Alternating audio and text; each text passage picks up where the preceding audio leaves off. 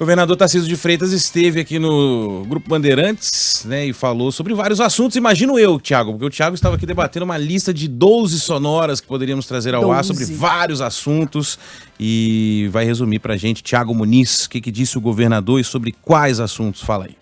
Bom, o assunto que mais está pegando fogo, né, é justamente a questão da água. A privatização da Sabesp foi um dos temas tratados pelo governador Tarcísio de Freitas em entrevista, agora há pouco concedida à Rádio Bandeirantes. E logo na primeira resposta ele foi taxativo. Disse que os paulistas não vão pagar mais caro pelo uso da água, pelo serviço de saneamento, porque, segundo ele, as pessoas terão mais oferta, uma maior disponibilidade de investimentos para a universalização do serviço de saneamento. Promessa, inclusive, que até 2039 essa universalização vai acontecer. E ele questiona as pessoas e entidades que dizem que a tarifa vai subir, diz que essas pessoas não estão baseadas numa informação factual e ele promete demonstrar, principalmente por meio de 2 mecanismos, que é possível baixar o preço. Tarcísio de Freitas afirma que o dinheiro que vai ser capitalizado na forma de dividendos poderá ser reinvestido e, assim, garantir que o fornecimento tenha o custo mais baixo. Primeiro, na operação, a gente abre mão de parte do valor que entraria no caixa do Tesouro, aportando na companhia e mantendo, sem destruir valor, a tarifa mais baixa. Segundo, ao longo do tempo, aquele dividendo que entraria para o Estado, a gente deposita no Fundo de Apoio à Universalização do Saneamento, que é um fundo que está sendo criado agora no projeto de lei que autoriza a desestatização. E esse recurso vai garantir a tarifa mais baixa ao longo do tempo, ou seja, você vai fazendo mais investimento, a base de ativo vai aumentando, e se você não tiver um instrumento, a tarifa realmente sobe. Qual vai ser o instrumento? O aporte de dividendo, ou seja, a empresa não é do povo, a gente vai garantir a participação do povo de forma direta no resultado da empresa com a modicidade da tarifa. O governador é o governador do estado de São Paulo, mas uma questão que sempre acaba também na alçada de quem comanda o estado, quem está no Palácio dos Bandeirantes, é o centro da cidade de São Paulo. Ele, mais uma vez, Tarcísio de Freitas, pregou não só para a questão do centro, como para toda a segurança pública, relativo a como aumentar a sensação de segurança e dar opções de infraestrutura, de também cidadania. Por exemplo, a ideia para aumentar a segurança na região do Triângulo do Centro, como é um triângulo, são 3 entradas, 3 saídas, o governador afirma que é relativamente fácil poder dotar essas áreas de monitoramento. Além disso, estão nos planos, junto com a prefeitura, revitalizar a Praça da Sé e o Parque da Luz, transferir uma oficina da CPTM que está localizada próxima à estação Júlio Prestes e também prover habitação para os moradores da favela do Moinho. Além disso, outra coisa que foi muito discutida na campanha e que ainda está ganhando tração, a questão da mudança da administração do Estado, do Palácio dos Bandeirantes, aqui na região do Morumbi, para mais próximo da região central. Em que pé que isso está?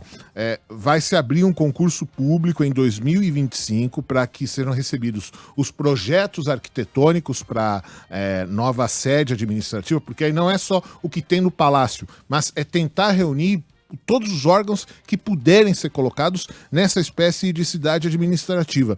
E aí o próprio governador explica o seguinte, que o Palácio dos Campos Elíseos, ele não vai abrigar a sede do governo. O Palácio dos Campos Elíseos continuará com o Museu das Favelas que tem hoje. Mas o governador explica como que essa concertação vai ser feita para que as administrações se movam para o centro de São Paulo. A gente faz o leilão em 25 e a construção termina em 28. O Palácio hoje é o Museu da Favela, vai continuar sendo o Museu da Favela. Você teria estruturas, né, vários prédios públicos onde a gente teria a administração pública disposta, todas as suas secretarias. Hoje, nós ocupamos 807 mil metros quadrados de área no centro de São Paulo e a gente tem uma necessidade para abrigar toda a administração de 220 mil metros quadrados. Então a gente ocupa muito mais área do que a gente precisa. Então a gente consegue construir um conjunto de edificações que tragam uma beleza, promovam a circulação de pessoas, que tragam a segurança pública, que tragam o restaurante, que tragam o hotel, né? E as pessoas tragam o comércio, as pessoas circulem, voltem a circular, e o poder ali colocado no coração, muito perto de onde funciona, por exemplo, a Cracolândia. Transporte público, a gente tem a questão da linha 16 Ouro, do monotrilho, né? Aquele esqueleto parado ao longo da zona sul de São Paulo. Coisa horrorosa, largada, né? Exatamente. Abandonada, já está tudo obsoleto, porque aquilo aqui foi levantado há tanto tempo, é aquela que tinha que ter ficado pronta para a Copa de 2014, né? É isso mesmo, Sheila. Por enquanto, pelo menos no que diz respeito a essa gestão, o cronograma ele está mantido sem alterações. A promessa atual, tomara que ela se cumpra, 2026 a operação. Qual que é o busilis, vamos dizer assim, qual que é a principal questão? A gente está falando justamente que já existem as vigas. A impressão que tem, pelo menos isso como foi expresso pelo governador, a impressão que tem é que, em tese, dá para colocar o trem lá e sair rodando, já que os pilares estão por ali, mas o governador Tarcísio de Freitas explicou na entrevista que a principal questão agora é construir as bases para os pátios dos trens. Não é possível colocar os trens em funcionamento sem que eles tenham os pátios para que você possa fazer o manejo deles. Então a colocação dessas vigas é o ponto principal, até para que o Estado não perca os trens que já foram comprados. Porque se perder o prazo para os trens, aí um outro governo de um outro lugar do mundo pega esse trem e São Paulo perde o lugar na fila. Então, o governador explica o prazo então atual até 2026 a operação da linha e aí com essa colocação dos pátios em funcionamento. Em breve, nós vamos trabalhar em 4 frentes de trabalho, vamos dar prioridade agora para a concretagem das vigas do pátio dos trens, né? Porque os trens hoje estão em fabricação e em breve eles estarão prontos e eu vou precisar de um lugar para colocar, porque se eu não tiver, a gente acaba perdendo o lugar na fila com o fabricante. Então a gente vai dar prioridade na concretagem dessas vigas, a gente vai começar a trabalhar ali na região da Água Espraiada, vamos trabalhar naquilo que falta em termos de estruturas de terminais. O grosso da obra agora é a conclusão de terminais, tem muita estrutura metálica para ser feita em função disso. Os trens estão em fabricação e a previsão é que em 2026, no último ano do mandato, a gente esteja com a linha 17 funcionando. Eu não acredito mais, tá? Eu também não, eu ia propor. Eu não acredito mais. Vamos voltar aqui em 2026? Pra ver e reexibir esse áudio? E reexibir Onde é que a gente salva esse áudio? E aí mostra a foto do parque suspenso que vai estar lá, implementado, porque não vai ter trem de jeito nenhum. É inacreditável. A história dessa linha é um escândalo. Não tem outro nome para a história dessa linha. Prometida para 2014, a gente está em 2023, falando que a nova previsão é 2026. É inacreditável, o negócio continua lá, abandonado. Cara... A gente nem lembra por que ela era colocada desse jeito. A ideia era fazer com que ela partisse ali do aeroporto de Congonhas. Para quem chega por via aérea para ver o jogo, ela vai se conectar em algum dia com a região do Morumbi, era que a ideia. seria a sede de São Paulo na Copa do Mundo. O Morumbi não foi a sede e a linha também não ficou pronta. Então, vamos aguardar. A Band News não esquece. Vamos colocar aí. Não, essa é outra rádio. Essa é a Bandeirantes, não esquece. A gente depois coloca nossa parente aqui. No Mas arquivo. a gente pode botar também isso. Por que não, né? Exato. A gente tem também, só para passar a régua em relação a transporte, outras linhas. Diz o governador que a extensão da linha 4 para Taboão da Serra e a extensão da linha 5 para o Jardim Ângela estão em projeto executivo, devem ser colocadas em andamento essas obras em 2024.